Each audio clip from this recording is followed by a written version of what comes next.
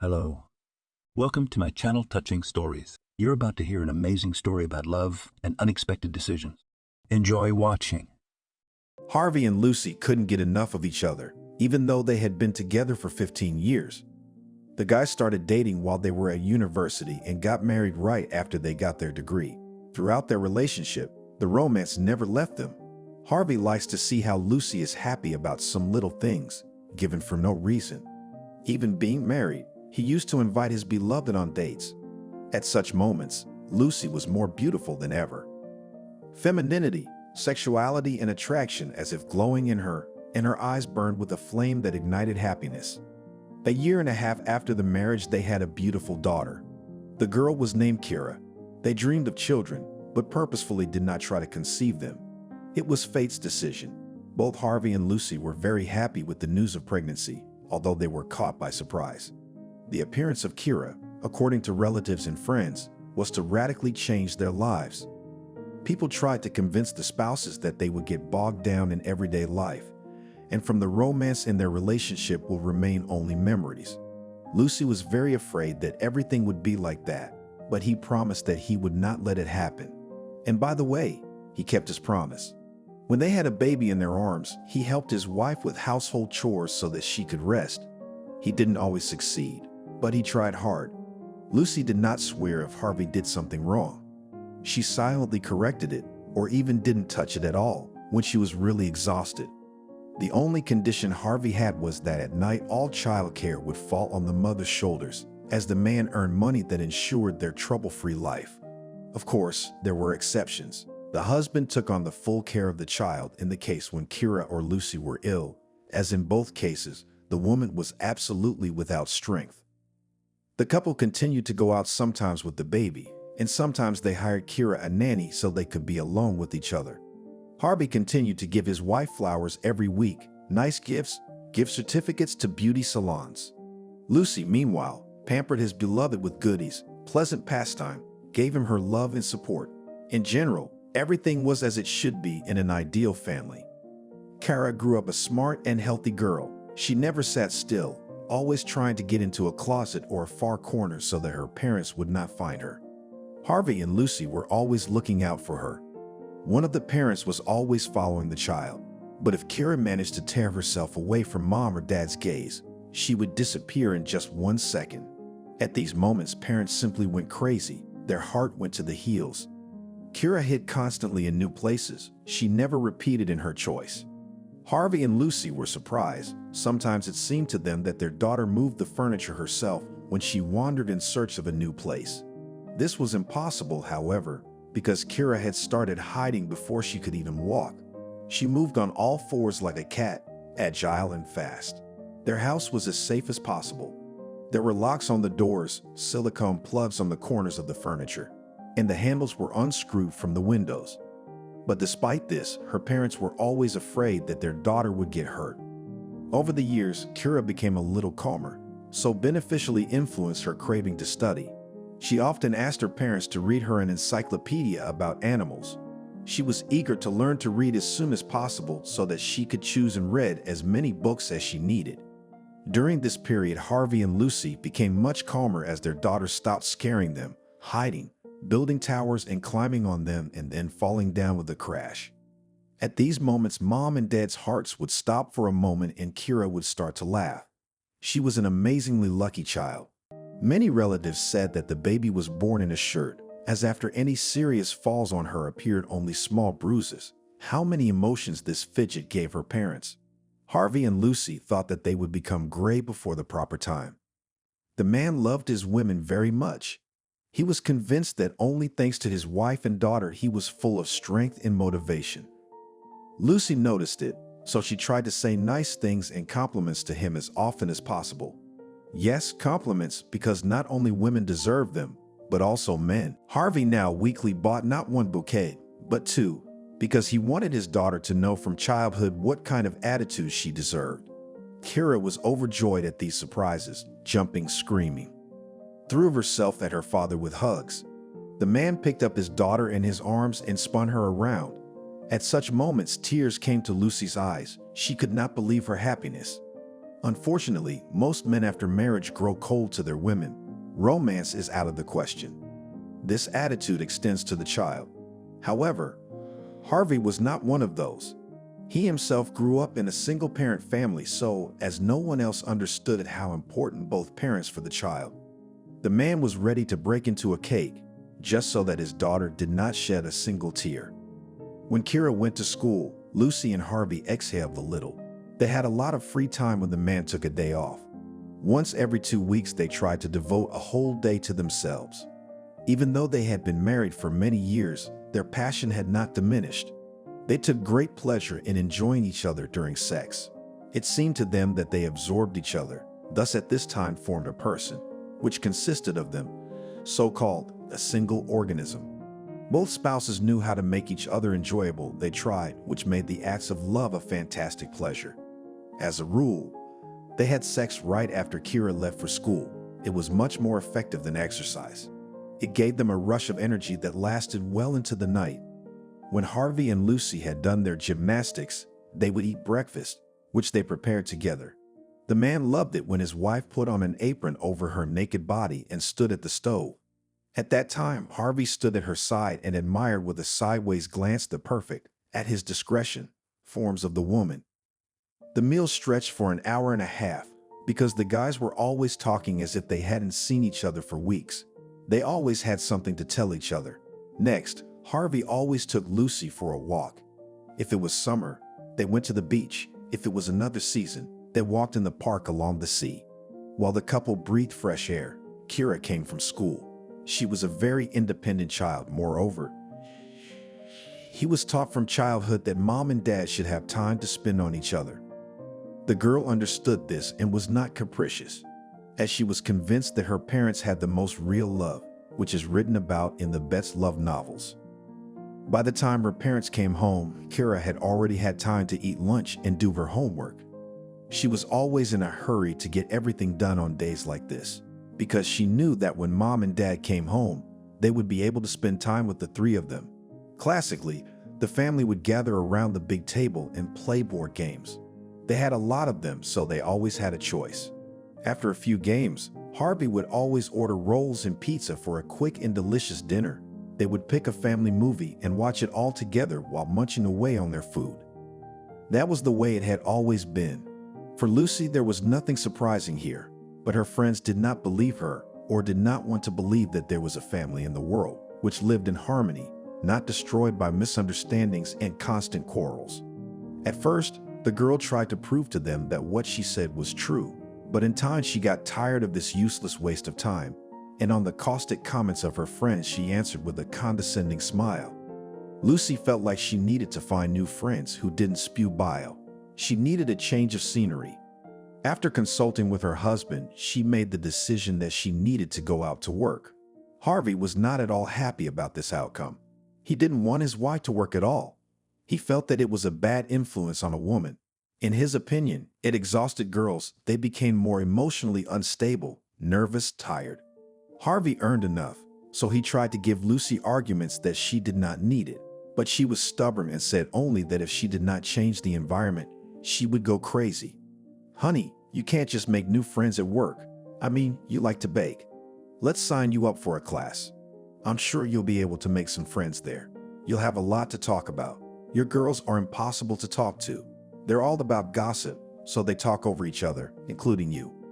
"Harvey, I know it's a great idea, but you know it's a course, and you have to pay for it. So you're gonna be spending money on me again, and I'm a loss again. Maybe I'll get a job in some pastry shop, and I'll be lucky. My colleagues and I will be united by one business, and all the more I will be able to bring money to our family. Small, perhaps, but still. At least I will not ask you for your feminine things. You don't ask me. Our money's in the public domain. I know that if you or Kira want to buy something expensive, you'll talk to me. I trust you. And your lady stuff is not a serious blow to our family budget. We've been living together for so many years, and you still cannot get used to the fact that in our family I am the breadwinner and ready to spend on you and Kira all that I have, and then work twice as much to give more, so stop it. Please reconsider taking the pastry course. It's a really great substitute for work. And don't forget that once you're employed, You'll have a work schedule that you can't change. I've made up my mind. I've made up my mind. I'm going to look for a job. Harvey bowed his head and rubbed his eyes with the palm of his hand. It seemed to him that this conversation was basically useless, because by then Lucy had already made up her mind. The woman had never worked in her entire life, not counting the times when she'd moonlighted as a student as a promoter, handing out flyers in the city center. Well, okay. Let her give it a try. I wonder how long she'll last. I'm sure she'll quit before her first paycheck arrives, thought to himself Harvey. Well, all right. I'll accept whatever you decide. I just asked one thing. If you find it difficult or you're not satisfied with your duties, then get out of there. I want you to be a happy and contented woman. Yay, I knew you'd agree to my little scam. Thank you. After all, I've got to work for my life or I'll never get a pension. Don't worry, I'll get us a pension, the man said in a soothing tone. Lucy threw herself at her husband with a hug. She was really glad that Harvey had given the go-ahead. She was worried that because of her desire to work they would quarrel. That's why she had chosen the time to talk when Kira was not at home. When her daughter returned from a walk, her parents told her that her mother had decided to go to work. The girl was not happy about this news, as she was worried that because of this she would see her mother as rarely as her father. The spouses tried to explain to Kira that they would try to make their lives not so much changed. How wrong they were. The next morning, having escorted her husband and daughter out of the house, Lucy rushed to the computer and began to register on all sorts of popular job search services. The woman was prepared for the fact that the company required exceptionally experienced employees. Indeed, on the first day she received about 10 rejections. Then Lucy decided that it was necessary to minimize her requirements to the employer and offer her candidacy for the position of assistant pastry chef, as the size of the salary did not matter to her. Lucy received more than 15 suitable offers on the same day. Some of them were very absurd indeed. Many employers offered Lucy a probationary period first. For some of them it lasted from 3 to 5 days, and for others it lasted about a month. At the same time, the managers believed that the probation period should not be paid, because during this period he looks at the future employee, while the latter gains experience. Frankly speaking, Lucy agreed even to such conditions, just to get to work as soon as possible. However, she knew with her mind that the employer was waiting for it. I dreamed of getting her as a free labor force. Moreover, Harvey would not be happy about this employment of his wife. The next day in the evening on Lucy's phone received a call from an unknown number.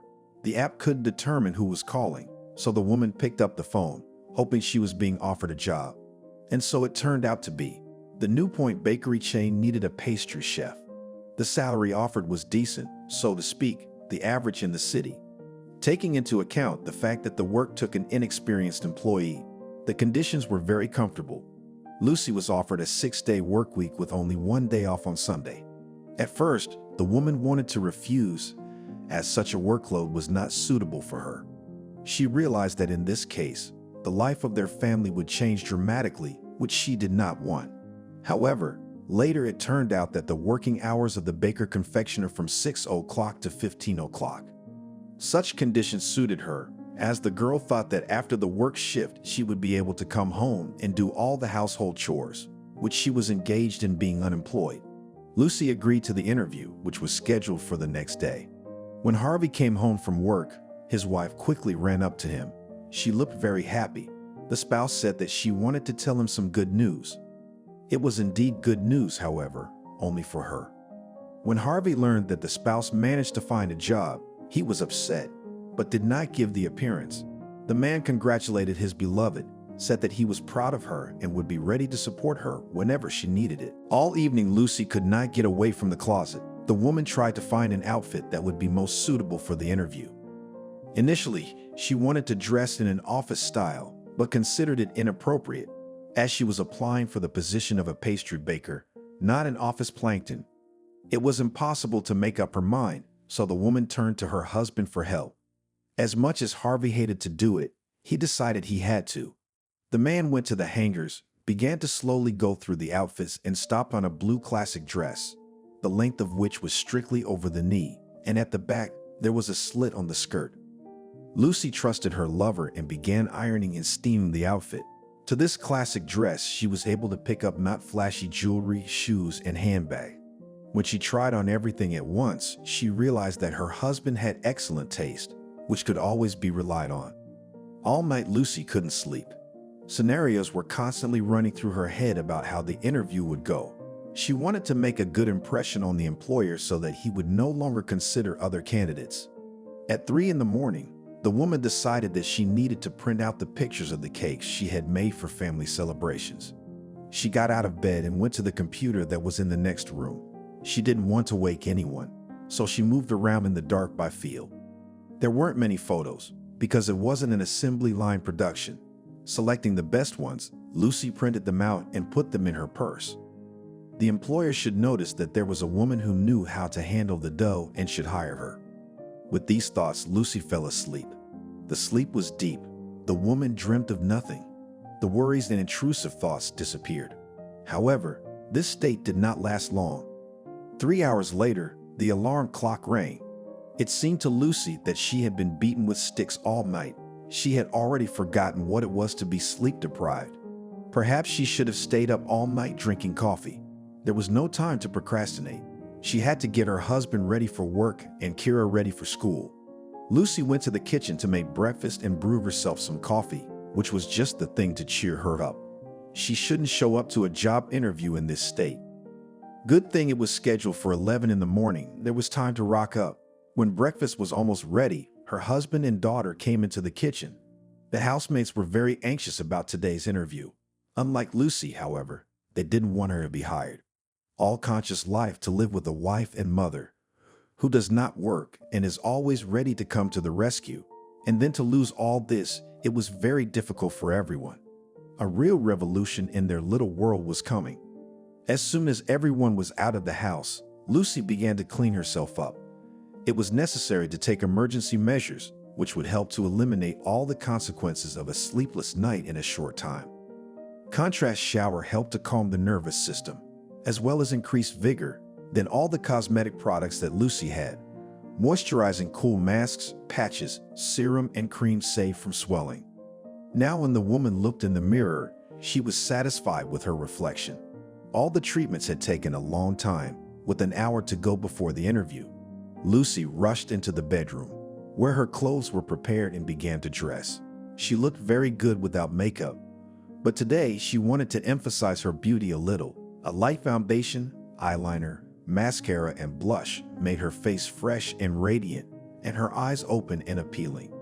When packing was over, it was 20 minutes until the interview. Shit, I don't want to be late for my first meeting with the employer. Lucy, well, you're just employee of the year. How can you be so absent-minded and still hope to get hired? Wailed the girl to herself. Lucy rushed to the car, plotting the route on the navigator as she went. The drive took all the time she had to spare. She must have gotten a single ticket on the way to her destination because she didn't pay attention to the road signs. Lucy was angry at herself for not being able to pack calmly and on time. Getting out of the car, the woman noticed that a man of pleasant appearance approached the business center. He was wearing a blue checkered business suit. Probably it was some boss of one of the companies in the building. The woman found a notebook in which the full address was written down, looked at the floor and office number. Throwing her bag on her shoulder, she ran to the entrance of the business center. Her heels kept her from running as fast as she could, but she didn't stop. "Lucy!" came a shout. The woman stopped and noticed the man in the plaid suit waving at her. "Yes, do I know you? You're in such a hurry to get that interview I set up for you, aren't you?" "Yeah, I'm late for my interview, but you must have me confused with someone else. I'm applying for a job as a baker and pastry chef." "No, I'm not. You have a picture on your resume. I remember you, but you don't look like. Did you think a baker in flour-stained work clothes would be waiting for you?" The man said with a smile. "Oh, indeed. You know, that's what I thought. Oh my God, that's me." "Oh, come on. Don't worry. Let's get acquainted. I know your name. My name's Tony." "Tony, what's your middle name?" "For God's sake, let's not be so formal. We're the same age. And all these formalities that we have to observe won't help us get respect and recognition among the staff." "Perhaps you're right. Shall we go and have a chat?" Lucy and Tony went into the office. The business center looked standard, nothing unusual. Light walls, large windows, rarely seen plants in pots. Each organization had a separate entrance. It was impossible to imagine what was behind the identical doors. When the young people approached one of them, Lucy saw a sign with the name My Buns. This was the very bakery that was in search of a new employee. The girl was surprised, as it was one of the largest bakery chains in their area. She had no idea that she would be able to work there. The pastries and cakes from My Buns were enjoyed by the whole family. The products were bought in case. Lucy didn't have time to make her own dessert. Tony opened the doors and let the girl through. What was her surprise when she walked in and saw their interior? Everything was so light and airy. In addition to the usual office desks, there were soft couches with small pillows and plush pillowcases. This office was also cozy thanks to the large number of indoor plants. The large panoramic windows let in a lot of light, which was beneficial for the plant's development. Tony admitted that indoor flowers were his weakness. He didn't trust anyone to take care of them, so he took care of them himself, watering, feeding, and transplanting. Lucy was surprised as the activity was not at all masculine. The young people went into Tony's office. Lucy sat down in the soft guest chair. The surroundings helped her to relax, and she felt almost relaxed and at home. Tony began to talk about his bakery. The girl listened with interest and went into the basic principles of work. When the manager finished, he asked Lucy to tell a little about herself. She did not lie and told everything as it really is. She told him that she had never worked in her entire life, but that she had always enjoyed baking. She developed a love for baking when she was a teenager and started making her first pies and cakes. Over the years, her skills have improved and her work can be confused with the bespoke products of a professional. To confirm her words, Lucy took out from her purse the pictures of cakes and pies she had printed out at night and held them out to Tony. The man looked at the pictures with interest, a slight smile on his face. There was silence in the office, and Lucy began to feel anxious. Tension and excitement made her heart beat faster. It seemed to her that she could hear her heart beating not only in her chest, but also in her head. The ringing silence didn't last long. Pretty good. You know, for a housewife with a complete lack of professional experience, you really do work wonders. I might think that these are fake photos, and the pastries shown in them were made by a real pastry chef with specialized training. However, I tend to trust people. No, I would never do what you say. It's true, I did it all myself. I love doing it. My mind drifts away. All the worries and cares take a back seat. And I'm not saying it's everything I thought it would be. It's just, candidates come to us in different ways. Sometimes all you have to do is look at a person's hands and you can tell if they can handle dough or cream. Is that right? Of course. I looked at yours on the street. Yes. What can you tell? You have graceful hands that don't know cruelty. They can express tenderness and softness. The dough loves your hands. You're gentle and careful with it. But there's only one question that bothers me. What is it? Do you take off your wedding ring when you work with dough? Of course, after one occasion, I always take it off. May I ask, after what? I don't think it's going to make any difference to you deciding in my favor. But I insist. I promise I'll listen to this story not as a candidate for office, but as a good friend. Oh, when I was 16 years old, I decided to make a cake for Mother's Day. I was so engrossed in the process that I didn't notice my ring was missing from my finger. I didn't know at the time that I had to remove all jewelry, and I didn't realize that the ring was moving freely on my finger. It was a fatal mistake. When my mom came home from work, we made tea and cut off a piece of cake. God, it's a shame, Lucy said bitterly, covering her face with her hands. My mom was very hungry, so she took a huge bite of cake, and after about 3 seconds she screamed. She couldn't chew my ring. More accurately, her teeth proved weaker than I would have guessed. Tony rolled in laughter. He couldn't help it. He was very embarrassed because Lucy was really worried about this situation. The man covered his mouth with his hand so his laughter wouldn't be so deafening. Lucy, noticing her potential employer's reaction, relaxed a little. When she raised her head at him, she assumed to see bewilderment and rage. However, there were tears in Genia's eyes, tears of laughter. I'm sorry. I shouldn't have. Well, I was really trying to hold back. I'm really sorry about your mother.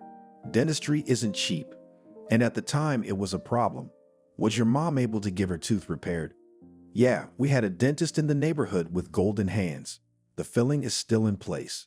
Thank God. You see, Lucy, you've had a bad situation, but you've learned something from it. That's true. Now I take all the jewelry off my hands automatically without even thinking about whether I should or not, because I already know I should. Lucy, thank you for lifting my spirits. Just one more question. Are you ready to start your first shift tomorrow? What? What? Are you serious? Do you accept me? Of course, how could such a charming girl with golden hands not be hired? Lucy's insides were ablaze with joy.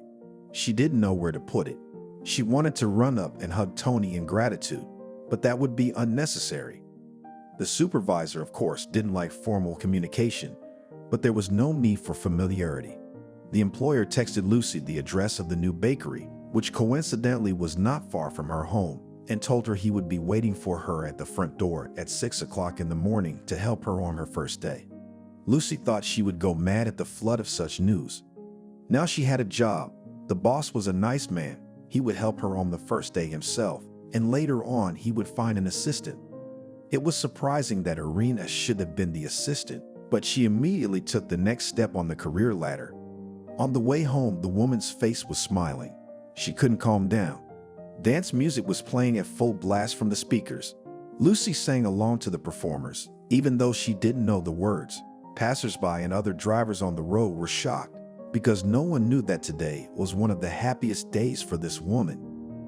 Lucy stopped at My Buns on the way to buy some cakes and a cabbage pie. She wanted to have a celebratory tea party. Walking into the apartment, she was greeted by her daughter. Her husband didn't immediately hear the front door open. Wow, Mom, you went to our favorite bakery. Oh, I love their brownies. Oh, they're my favorite. I'm going to put the kettle on. Kira headed for the kitchen, keeping the box of goodies in her hands.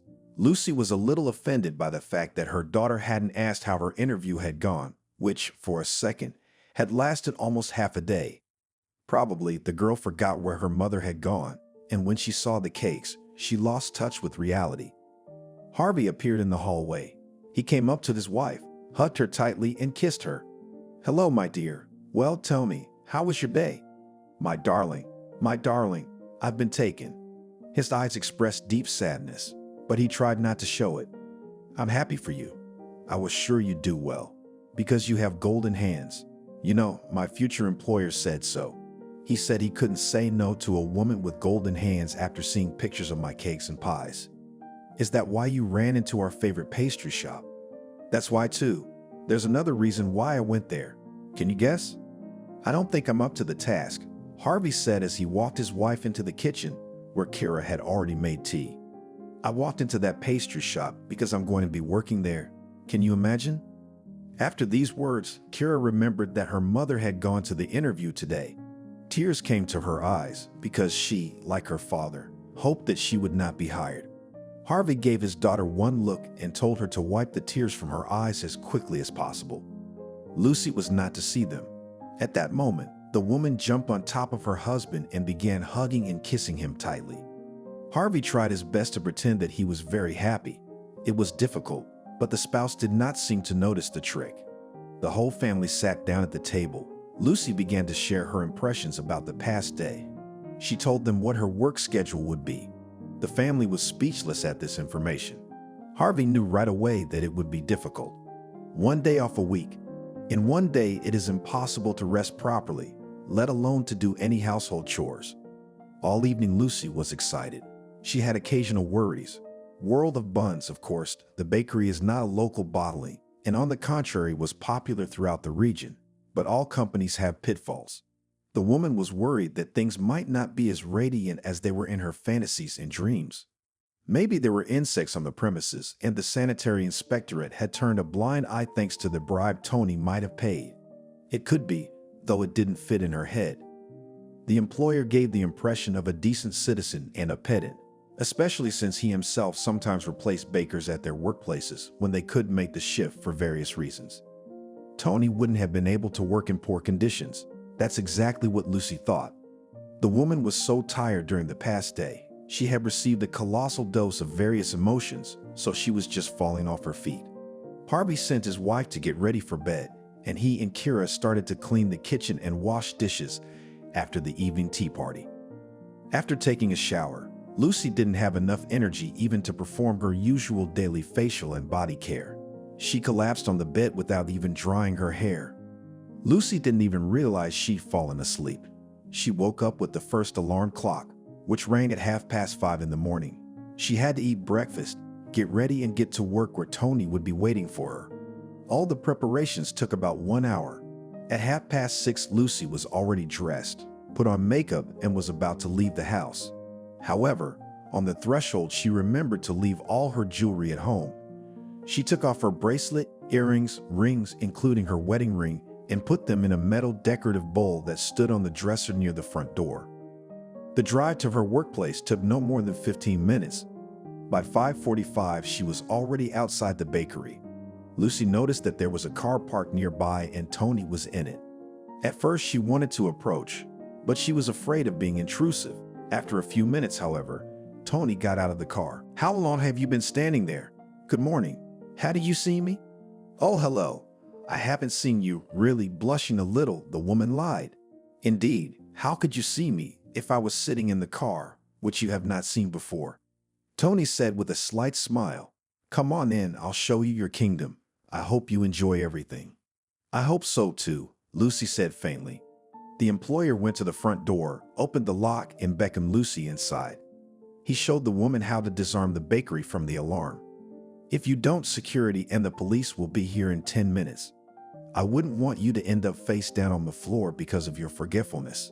No one will believe you until I get here and tell them you're not a thief." "Yeah, the situation you described makes me even more worried. I think a little later, I should write down the whole sequence in a notebook. I don't think I'll remember how to set and unset the alarm in 15 minutes. Yes, when I leave, I will tell you again everything in detail and on the record. The main thing is that you should always carry this notebook with you. Otherwise, I can imagine what panic you will have when in your purse you will not find your memo, so-called." Lucy and Tony broke out in hearty laughter. The woman thought about how lucky she was to have a supervisor who appeared to be an easygoing and sincere person. Just outside the front doors, the young men were greeted by large warming and cooling displays. There were small tables and chairs near the windows. This allowed people to grab a bite to eat and run on with their business. In addition, there were many indoor plants here, just like in the My Buns office. There were palm trees and large catchpots around the tables, and huge bleach plants hanging on the walls, ivy, scindapsus, and epipremnum. The general atmosphere in the sales room and cafeteria was very cozy. Next, they advanced into the holy of holies of the kitchen. Lucy walked with her fingers crossed, praying to the Almighty that it would be as beautiful inside as it was in the hall. When the door opened, the woman saw a bright room with a large window in the middle of the opposite wall. There were no indoor plants here, of course, as it was not sanitary, but these plants were painted on the light champagne-colored walls. Tony confessed that he loves plants so much that he can't imagine any room without them. Since you can't put them in the kitchen, he decided to paint them.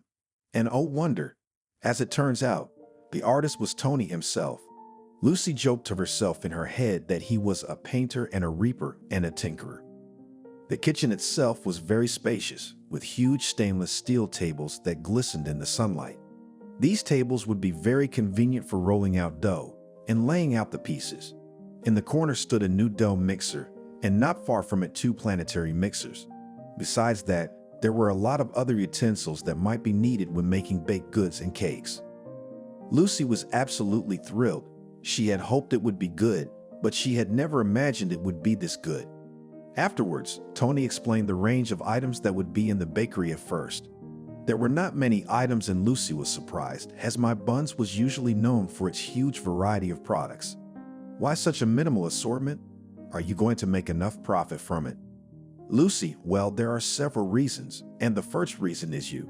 Yeah, just like the song. I hired you because I see great potential in you, but you have no experience at all. You see, baking cakes for family gatherings and making cakes to sell on a daily basis are different things. I am sure that you will quickly get involved, and gradually we will add new positions. The second reason is the location of the bakery. You see, I didn't want to open a location in this neighborhood at all, as I don't see any prospect in it. However, we started receiving emails from locals who were very much asking for it. Then I wrote a post in our official social media groups in which I said that if I opened this outlet, it would not have the same variety of products as the others, and asked subscribers to write what products they would like to see in the assortment. Thanks to that, I've compiled this list. Handle it. We will add new items that are popular with customers. In addition, by then there will already be feedback from subscribers. Well, of course, see if the outlet will bring in enough profit to keep it going. Usually I give the institution 3 months to show itself, and then decide whether to continue to work or not. Thanks to this, I hardly ever have to face big financial losses in business. Lucy listened to her employer with interest and marveled at how wise he was, because not every entrepreneur would guess to adjust the assortment exclusively to the customer. And the woman was flattered by the fact that Tony decided not to put a lot of work on her and gave her time for the so-called acceleration. Then Tony introduced the newly baked baker to the technological charts, which told in more than detail how to prepare this or that product. Lucy understood everything. She couldn't wait to get down to her immediate duties. The young people put on their special uniforms, put on their hats, and started cooking. Tony thought that Lucy would not be able to make a step without his help, but she turned out to be quite independent. She was very enthusiastic, not paying attention to extraneous sounds. How could that be? Sometimes Tony hired bakers with a lot of experience, and they didn't do well. Now he'd given a simple housewife, albeit a pretty one, a chance, and she hadn't made a single mistake. For 4 hours, Lucy and Tony had been preparing freshly baked goods. To be precise, Tony was mostly an observer. His help was practically unnecessary for a novice baker. Lucy managed all the tasks on her own. She made the dough, molded buns, pies, and decorated the cakes exquisitely. Tony only helped by taking the finished products out and placing them in the display cases. Before Lucy knew it, it was time for opening time. As they carried the last batch of pastries out into the hall, they noticed that there was a line of people waiting outside the doors to get fresh pastries or cakes. Tony wanted to leave as soon as the cooking process was over, but decided to stay and see how Lucy would cope with the duties of a saleswoman. Because the girl who worked in this position warned that she got into a traffic jam and would not be able to arrive on time. The employer showed Lucy how to operate the cash register and warned her that he would make her extra pay for those times when she still had to fill in for the salesperson. Lucy got right into the job and said, "Get the bullhorn going." Tony opened the front doors and customers poured into the hall. For a few minutes, everyone looked at the display cases with interest. Some of them looked like they often bought My Bun's products, while others had never been to the bakery before. As people began to buy, Tony collected their purchases in branded bags and Lucy worked the cash register. He didn't want the woman to get overwhelmed at once, because she might get frightened and not come to work again. But she did well. She was quick, and the queue didn't linger. After 15 minutes, a young girl came into the bakery. It was the saleswoman. Her name was Anna, and she looked no more than 19 years old, just a girl. Tony told Lucy to give Anna the cash register, and she went to the kitchen. The young man was in the bakery until 3 o'clock in the afternoon. All this time, he watched the baker's actions and worried that he was straining him with his presence. Lucy, however, did not notice him at all. She was all in her work. She did everything quickly and accurately. Her baked goods looked no worse than those of experienced confectioners, if not better.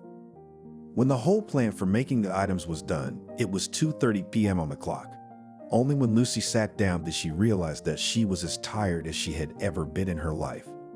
Not even the sleepless nights with breastfeeding Kira were on par with her current fatigue. Well, Lucy, I'm very flattered, I'll be honest. When you came to interview me, I could see that you needed this job. Not the money, but the job. I decided to save you, if I may say so. I expected much worse, but you have, in my opinion, done the impossible. You outed a lot of bakers, finished before the end of the day.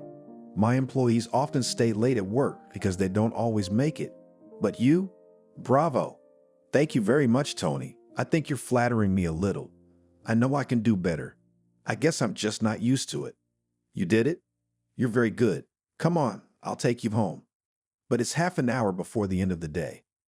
Lucy, you're ahead of schedule. You don't have to stay at work. You've not only cooked, You've cleaned the kitchen like no one's ever touched it before. Let's go." Lucy was very happy about Tony's offer, even though she wanted to refuse it at first, because it was only a 15-minute walk to the house. But this fatigue, it permeated her whole body. Her legs felt like cotton. Every step had to be taken with effort. Lucy said goodbye to Anna and followed Tony to his car. All the way they talked, or rather, mostly the employer talked, who never ceased to admire his new baker. The woman only blushed with embarrassment and smiled. She was pleased that she had been able to make such a first impression. Lucy tried not to give the appearance of being tired. She liked to be strong in the eyes of others, and she did not welcome self-pity. When she got home, the woman dreamed of taking a shower and falling into bed for a nap for a few hours. But there was a surprise waiting for her at home that she had forgotten about. Kira had already returned from school. The girl was eagerly waiting for her mother to join her for breakfast. The daughter hoped that her mother would prepare some delicious lunch because she didn't want to eat yesterday's food. Lucy understood that and realized that if she said she was tired, no one would care. Looking at her watch, she realized that her husband would be home from work in a few hours. She would have to make it through the evening without the family noticing. Lucy spun around in the kitchen like an electric whirlwind. She wanted to cook as quickly as possible so that the rest of the time before her husband came at least to sit on the soft and comfortable sofa.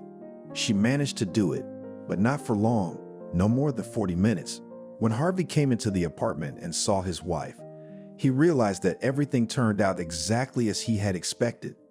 Lucy tried her best not to look tired.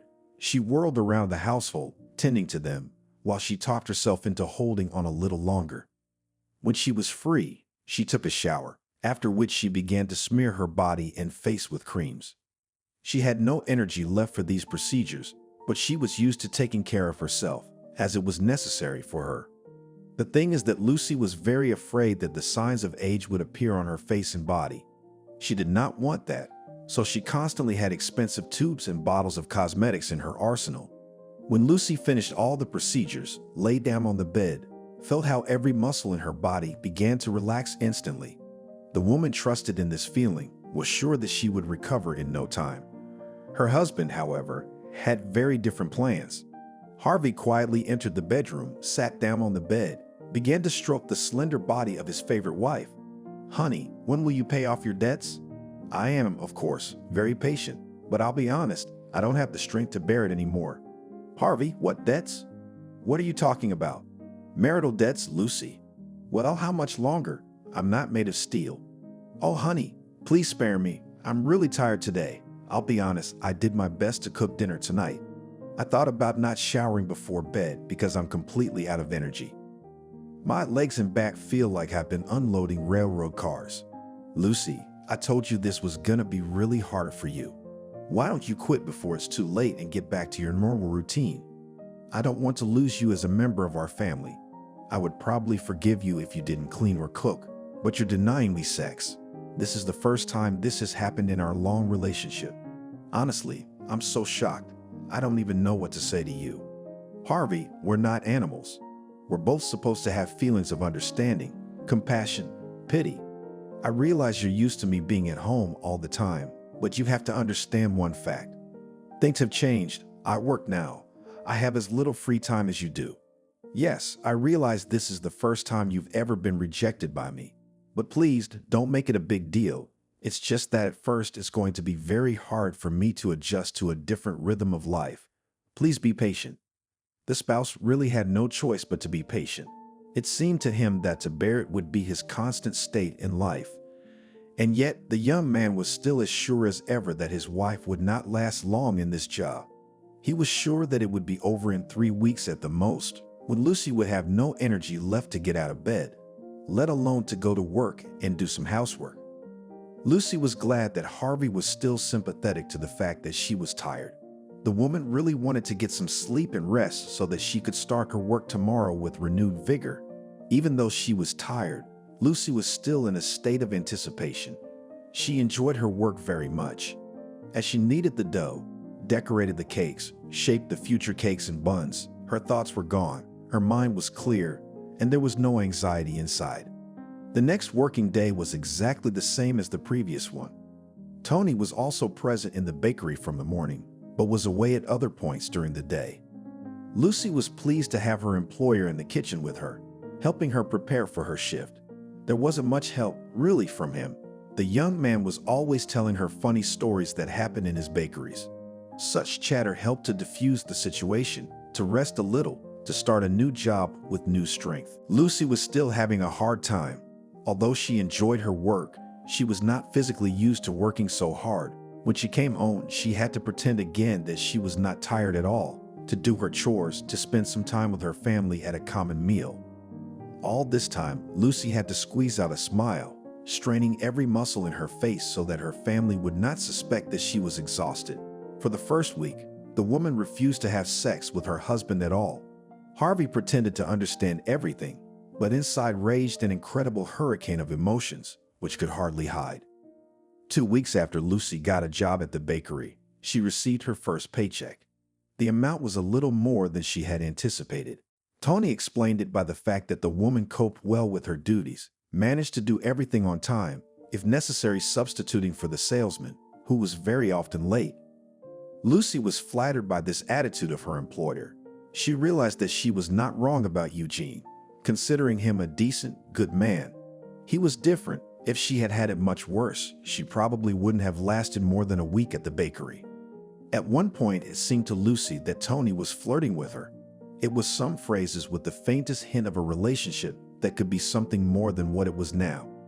At first, she'd been frightened, but she dismissed the thoughts out of hand, thinking them delusional and impossible.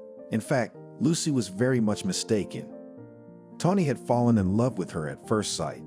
It was when he found her resume on one of the job search websites.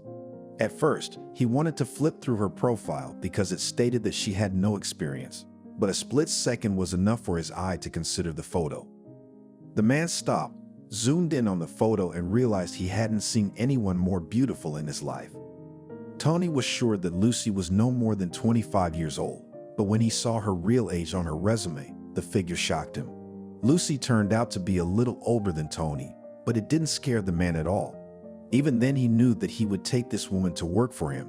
He would do everything to make her stay with him forever. At first, he could barely contain himself so as not to scare her off. Just tried to spend more time with her.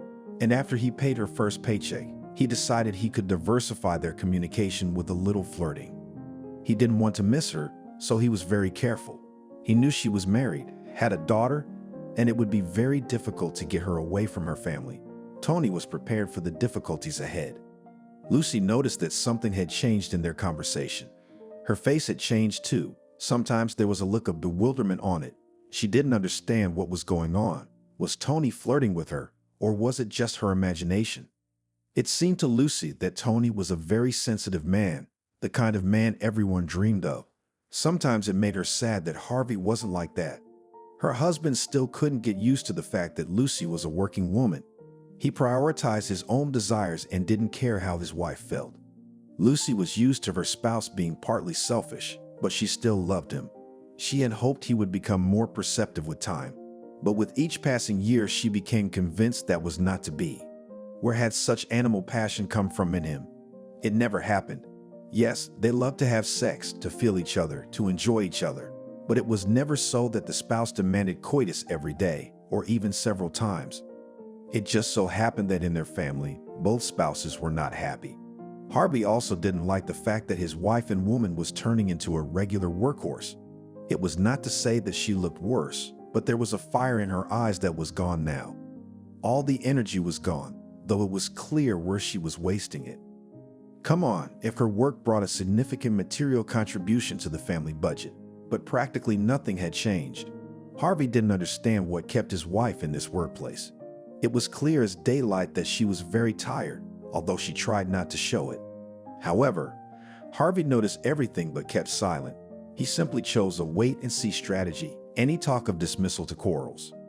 Lucy had been working at the bakery for a little over 2 months now. One day before opening, as she was putting the last batch of products on display, her cell phone rang in the back room.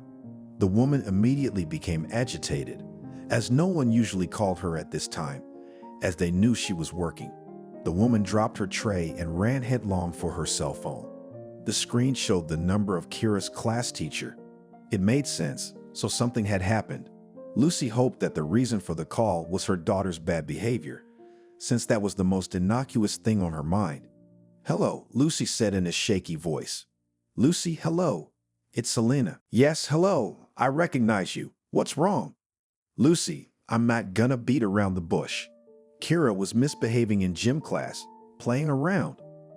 "Again?" "Selena, don't worry. I'll try to talk to her again." "It's much worse this time, Lucy. Kira broke her leg. She's at Children's Multi-Specialty Hospital right now." Oh my God. Tears came to her eyes instantly. She could never have imagined that such a thing could ever happen. Kira's bones, as well as the whole body in general, were characterized by incredible strength. As a child, she had fallen from various heights, but had only suffered bruises. After she finished talking to the class teacher, Lucy dialed Tony's number. With slurred, broken speech, she tried to explain to the head teacher that her daughter had broken her leg. Tony couldn't understand at first, but when he heard about the injury, he immediately let Lucy go. The woman didn't even wait for her employer to arrive to fill in for her. For the first time in her life, she regretted walking to work. If the car was parked outside the bakery now, she would have been in the hospital in 10 minutes. She had to walk 15 minutes to her house, then go up to her apartment to find her car keys, and only after all that did she manage to get into her car and drive to her daughter's house. The drive took a total of 35 minutes. Kira's phone was disconnected, which made Lucy's imagination run wild. She didn't know what kind of fracture she'd suffered. Perhaps the girl had lost consciousness because of the painful shock, or perhaps there was no fracture at all, but only a sprain or at least a crack. Running into the hospital, Lucy went straight to the doctor on duty, who told her where Kira was now. The woman did not slow down, running with all her might. When she reached the right room, she opened the door with a sinking heart and saw that her daughter was alive and conscious on the hospital bed, playing a game on her phone. At first, Lucy exhaled as she thought Kira was fine. She thought that maybe it was just a minor bruise. However, when she had already entered the room, she noticed the cast. Her legs staggered and her heart stopped for a moment. Kira had casts on 2 legs. "Mommy, hi, I'm so tired of waiting for you. Take me away from here. I'm hungry and the food here is not good.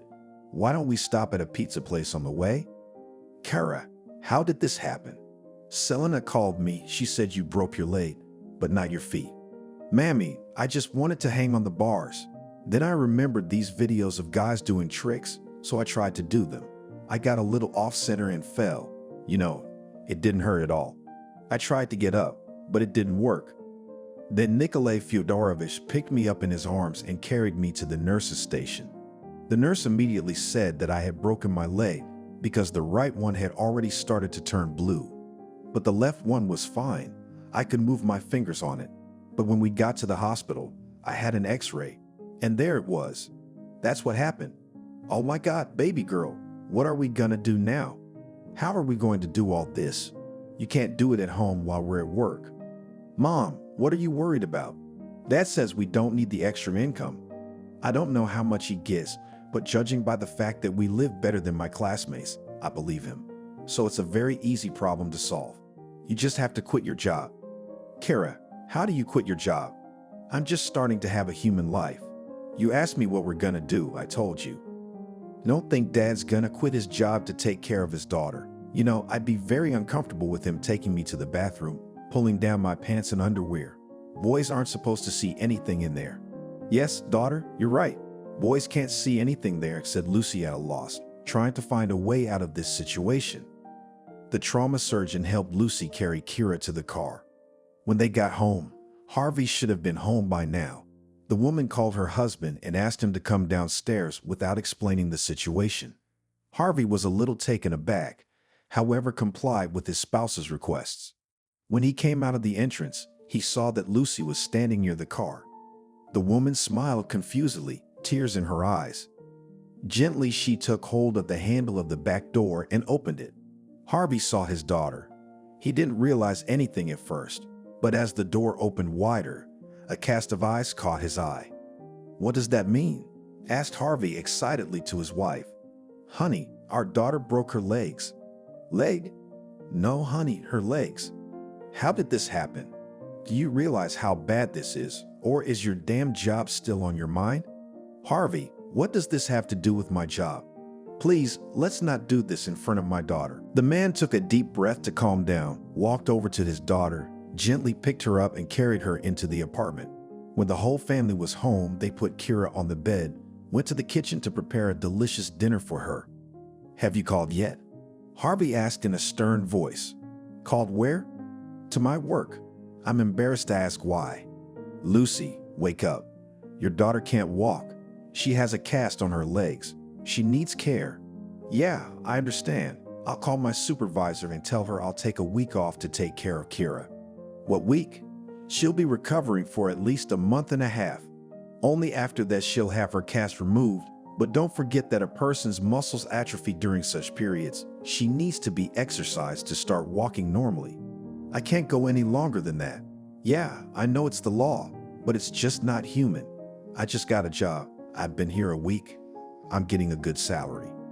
A good salary? Please don't make me laugh. Harvey, realize that I haven't worked my whole life. I'm making more than the average wage in this area right now. And don't forget, I have no work experience whatsoever. It's just that Tony was a very nice man who decided to give me a chance, believed in me. Maybe Tony has a thing for you. Lucy was taken aback by this turn of events. For all the time they had been together, Harvey had never been jealous of her, was sure of her fidelity. How could he say such a thing? The woman was angry, trying to keep from saying something stupid. Okay, I think we're done talking. No, we're just getting started. Lucy did not want to continue this empty conversation. She thought that her husband's emotions were caused by some unknown factors to which she had nothing to do. The woman turned around and headed for the bathroom, as she felt it was the only place she would be able to have a quiet conversation with her employer. All along her way, Harvey was saying something to her back. She tried to disconnect herself from what was going on so she wouldn't have to listen to what he was saying. Lucy knew that Harvey had a temper. In anger, he could say things he would regret, usually after such a man repented and apologized. Lucy, of course, forgave him, but there was still some resentment inside. Going into the bathroom, Lucy took her cell phone out of her pocket and dialed Tony's number. She spent a long time trying to work out the scenario of the conversation in her head. She couldn't decide what she needed to ask her employer. Hello, Lucy, how are you doing? How's your daughter? Without waiting for an answer, Tony began to question his employee. Everything is fine. What can I do for you? Yes, Tony, everything's fine, if I may say so. Actually, it's much worse than that.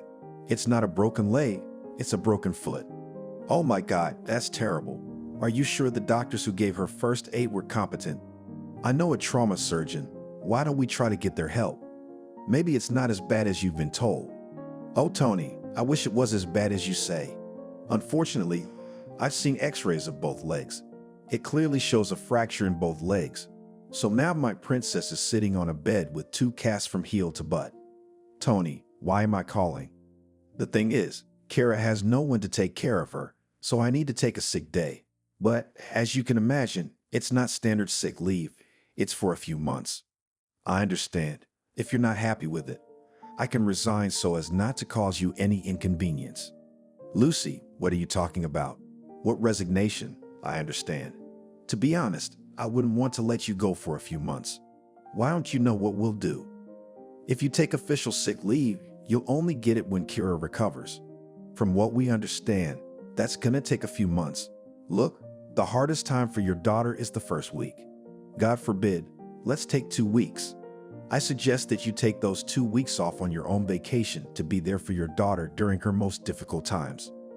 Tony, what about the rest of the time? Here's what we do. I pay for your daughter's caregiver and you go back to work. How's that? What do you mean, you pay for my daughter's caregiver? Lucy, you've been a very good employee. I'd hate to say goodbye to you. For the first 2 weeks, I'll be able to fill in at the bakery myself. But I can't afford more than that because I have to keep the other outlets in order. It would be much more profitable for me to pay you a nurse than to lose the profits at the bakery. You're okay with that? Yes, Tony, thank you so much. I'll be grateful to the end of my life. Thank you. Thank you. Thank you again. "Oh, no need to thank me. That's what any decent employer would do. Lucy, if you need anything, please call me. I'll do what I can." Lucy and Tony talked for another half hour. All the while, the woman could hear her husband pacing nervously outside the door. She thought his nervousness was unreasonable, but she did not assume that she was behaving inappropriately with men, or rather with one man. She took his advances as signs of nurturing, and in no way assumed he might actually like her. As it happened, Lucy had been home for 2 weeks without taking sick leave. Yes, it looked risky, but she trusted Jenya and was sure he couldn't let her down or cheat her. Kira had a rather consumerist attitude toward her mother. She didn't try to do anything on her own, but on the contrary, she constantly resorted to Lucy's help. The woman was exhausted. She was more tired than she was at work. In fact, she had hoped that she would be able to rest while taking care of her daughter, but Kira did not give her such an opportunity. The girl didn't want to do anything on her own. Even trips to the toilet she spent with her mother. Lucy was tired. In addition to household chores, she constantly fulfilled all the child's requests and whims, then cleaned up, cooked dinner, and met her husband from work. Harvey hoped that at least now his wife would not deny him intimacy, since she was always at home, but he was disappointed. Lucy realized that without sex any relationship could not exist, but she could not pretend. Harvey was used to seeing desire and passion in her eyes, but lately there was fatigue, though she tried to disguise it. Last time Lucy tried to show that she was still young and energetic, but when it came to the actual process, she simply fell asleep. Fell asleep. That had never happened before. Harvey was stunned by this development. For the first time in his life, he felt incomplete. He just wanted to run away and jump off the cliff. How is it possible that a woman during sexual intercourse with him simply fell asleep? Was he so dull that the woman felt nothing at all? Lucy remembered the incident, but didn't attach as much importance to it as Harvey did. Well, it had happened and it had happened. Who could be worse off for it? At least Lucy got a good night's sleep, and her husband probably got what he wanted. That's what Lucy thought. She thought that a woman's action during sex was not significant at all. She is needed just for the process to happen, and her emotions are not important to anyone. But Harvey somehow didn't think so at all. Making love to a woman who had fallen asleep was like making love to a blow-up doll.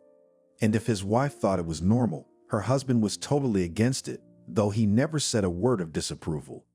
It went on like that for 2 weeks. When they were over, what Tony had promised happened. He found and paid for a caregiver for Lucy and her daughter, who also had the skills of a masseuse. This was a very good thing, as her services might be needed after Kira's cast was removed. That afternoon, Lucy looked forward to seeing the caregiver.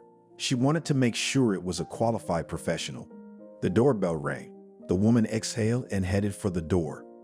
Thank goodness she would be freer soon. Yes, she would start going to work. She would be tired again, but it would be a tiredness that would be enjoyable. "Hello," said the girl as the door swung open. "Good afternoon. Are you from Tony?" "Yes, Tony said your family needs my help. Usually I don't take on new clients, as I have enough to do with the regular ones, but he convinced me that you can't do it without me. I'm Naomi, by the way." "Hi, Naomi. I'm Lucy. Come on in. I'll bring you up to speed." Lucy took Naomi into the dining room, offered her tea or coffee. The girl was surprisingly modest. Though initially she seemed quite liberated, the woman told her what had happened to her daughter. Naomi listened with interest. It was obvious that she was immediately running through the possible rehabilitation options in her head. "Don't worry, everything will be at its best. Your Kira will be back on her feet and running around the yard in no time. You won't have time to keep an eye on her."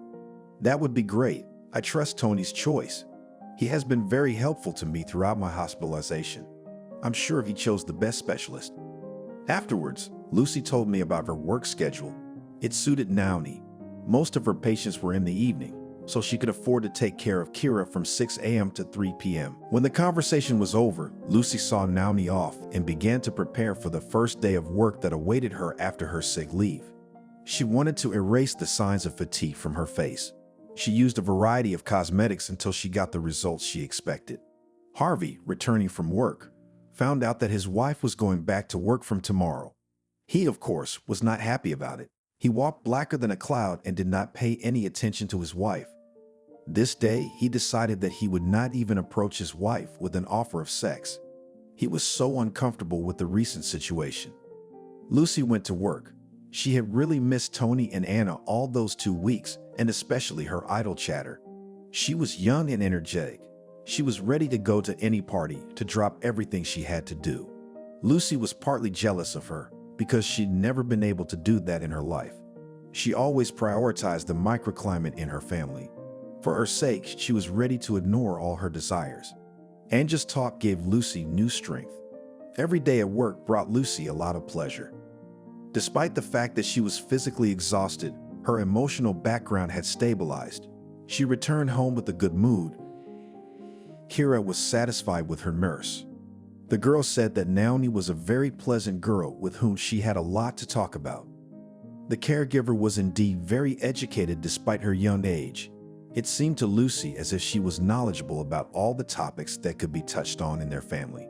Naomi was even knowledgeable about politics, which Harvey loved to talk about.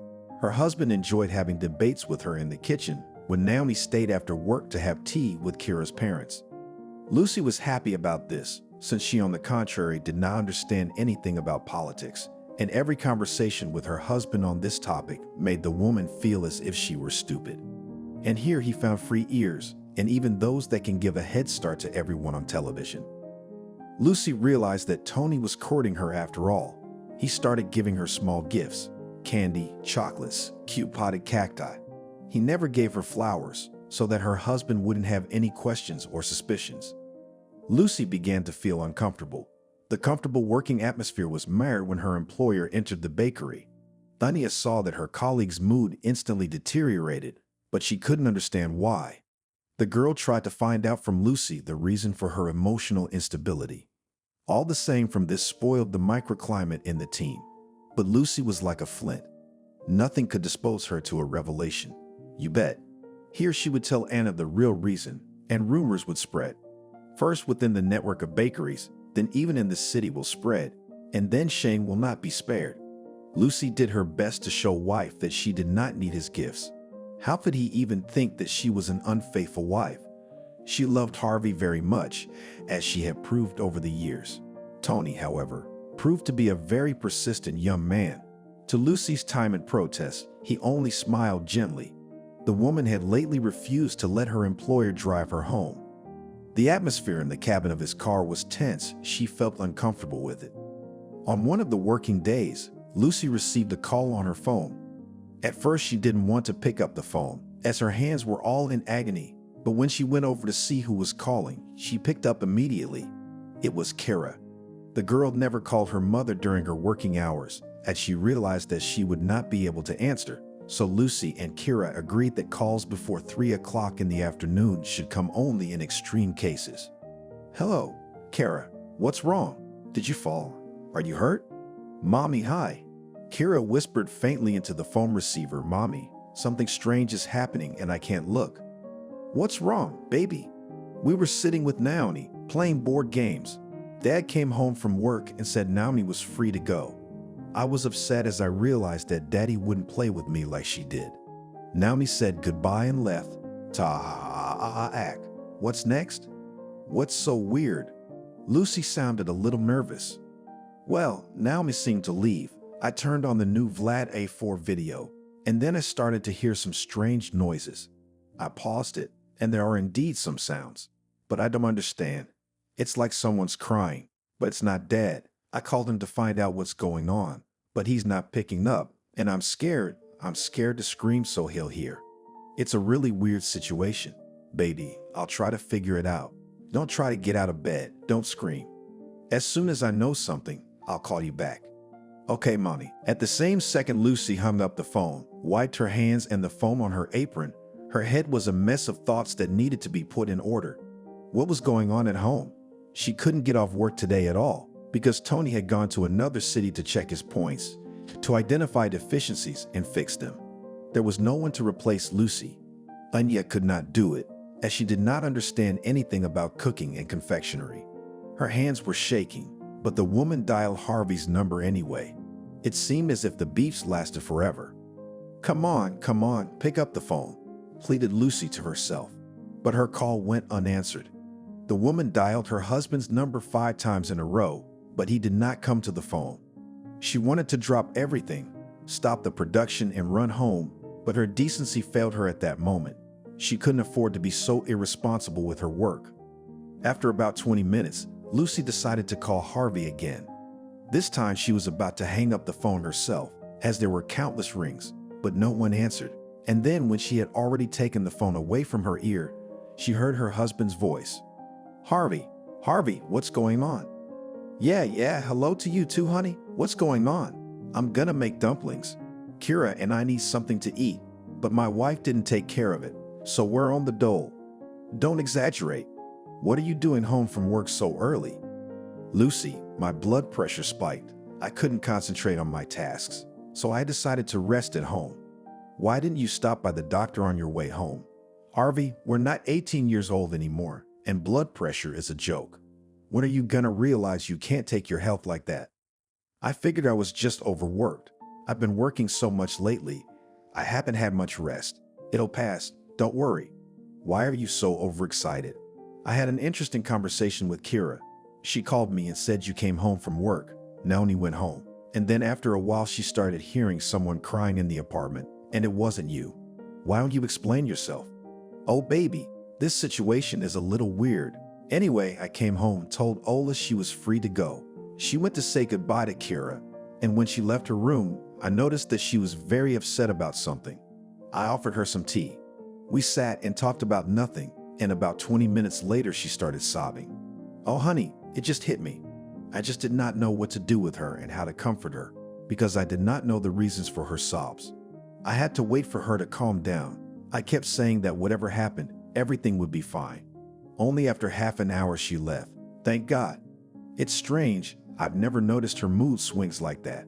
She's always positive, which is what Kira likes. You know, my daughter said she and her were having fun today. Maybe you hurt her feelings. God forbid. Of course they had fun, that's her job. She put on a mask and went out to entertain the kids. That's what she does for a living. Yeah, right, you're right. We should ask her how it's going. Maybe we can do something to help. Yeah, it's a good idea. I actually tried to help, but she was too excited. I'm sorry, what? Well, overexcited. Emotions were flowing like a fountain. Don't be so hard on yourself, please. Lucy was relieved.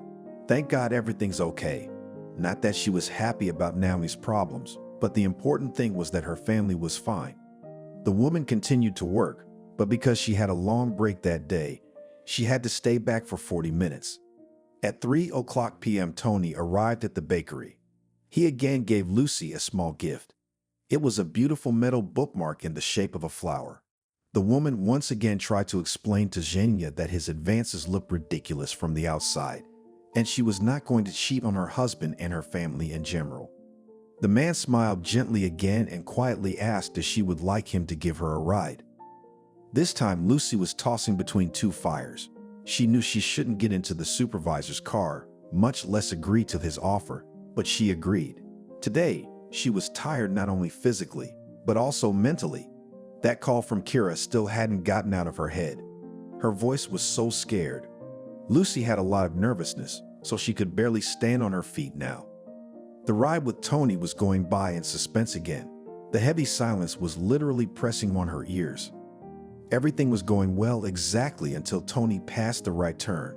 At first, Lucy thought that he was just hesitating, turning at the next one. But then it happened again. Tony, you've passed the corner. Tony didn't say a word.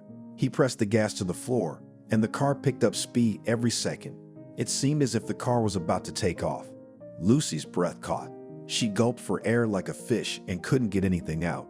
Meanwhile, Tony was already out of town, continuing on the federal highway. Tony, what's going on? Lucy grasped the passenger seat with both hands. Nothing had changed. The employer was still silent. He was clutching the steering wheel, though his face looked calm and relaxed. Tony, talk to me, burst out a cry from the woman. You're going to like where we're going. Maybe you should talk to me. I can't go anywhere. Turn around. No, I can't. Pull over here and I'll get out and call my husband and he'll come and get me. Tony slammed on the brakes and pulled over. There were echoes of rage on his face. Lucy, I'm going to use the word you. Lucy, you're so stupid. Can't you see how I feel about you? You see everything, but you try to keep me away from you so you don't snap, don't you? You like me too. I noticed that a long time ago, but you can't admit it to yourself. Instead of a happy future, you're stuck with that bastard. What? How dare you talk about me and my husband like that? Why are you insulting him? You don't even know him. Leave me alone. Open the door. I'll get out. Otherwise, I'll have to go to the police when I get out of here and tell them that you forced me and drove me out of town. You wouldn't want to be seen by the police at all, would you? Lucy decided it was worth a shot at manipulation. All men usually reacted in such a way that they would fulfill all the desires of women that were permissible. What was wrong with Lucy's desire to be free again? Because while you're working at the bakery, your husband is texting Naomi, who is your caregiver, and then taking time off work to come home and fuck her. Stop trying to be the perfect family. Do you even hear what you're saying? Have you been watching so many melodramas that you think our whole life is a movie? Yes, my husband did come home early from work today, but only because his blood pressure spiked. How did you even think there was something going on between him and Naomi? And how do you know he came home earlier than usual today? Because Naomi's my sister. What? Why didn't you tell me any of this? Why didn't you? You see, it just so happens that my sister is very mercenary and greedy. No, of course she's a good person, loves her job, has compassion for her patients. She really only has warm feelings for your daughter. That's probably where all of her good qualities end. Until I had you in my life, I only sneered at her principles and statutes of life. I realized that she will not marry some hairy locksmith. And your husband, he was in my way. You kept talking about him like he was some great god. But I knew he wasn't. Don't say anything while I'm talking. Tony was distracted for a second when he noticed that Lucy had already taken the air in her chest to contradict him. You see, if he was as perfect as you think he is, he wouldn't be so negative about your work. You knew when you came to my bakery that it was a lot of work. It wasn't the pay or the schedule that attracted you, it was the workload. You wanted to prove to your dog that you could do anything. You tell me, what's the point of having a man who has to prove himself all the time? Yeah, what are you talking about? What do you know about our relationship? Lucy began to say, already shouting, you have not been in our family at all. Would you doubt your wife's abilities if she decided to go to work after all those years of unemployment? No, I wouldn't, because I would have believed in her throughout our lives. I chose her, which means she's the best for me in everything. In life, in work, in sex. You know, in everything. It's not like the person you love is only good at one thing. Then why did you choose him? Because there are millions like him. Because I love him. I love him. Do you understand? Please let me go, please. I can't stand this conversation any longer. Where will you go? Home. Are you going to sleep next to him? Isn't it disgusting to take him under your arm after another woman? What are you talking about? What makes you think that? Tony took his phone out of his jacket pocket, went to WhatsApp and opened his correspondence with his sister. She was bragging about how she might have found her future husband. It turned out to be Harvey. The girl said that this afternoon they slept together, and he whispered in her ear that he had always dreamed of a woman like her. Tony didn't believe her. Then Naomi sent him a picture of her and Harvey cuddling naked in bed. So that was the crying that could be heard behind the wall, Lucy said, her eyes filled with tears that were about to burst and wash down her face. I don't know what you mean. Kara called me today and told me that after Naomi left, she heard crying coming from the bedroom. Well, she mistook the gasps for sobs. Lucy started crying more sorrowfully than she'd ever cried in her life. Tony knew it would hurt the woman to know the truth, but for some reason he never imagined she'd become hysterical. It was surprising, because it was so feminine. The man tried to calm his beloved, hugging her, stroking her head. He wanted to kiss her, but he could not afford it, because Lucy, and without it was not easy. It went on like that for half an hour. After that, Tony took Lucy to a gas station so she could clean herself up in the restroom. The woman left and returned 20 minutes later. Tony was beginning to wonder if she had run away. Lucy looked well and reasonably fresh. She had applied new makeup, but the redness of her eyeballs and the slight swelling of her eyelids could not be hidden. I have to see it with my own eyes, Lucy said robot-like. Well, you realize it will happen again sooner or later.